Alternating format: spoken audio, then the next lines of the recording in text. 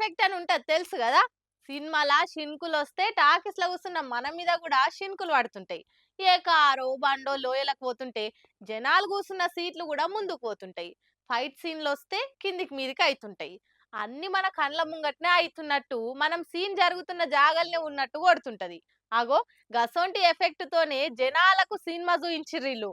కానీ ఈ effect టాకీసోళ్ళు plan జేసింది గాదు. వానదేవుడు ప్లాన్ జేసింది.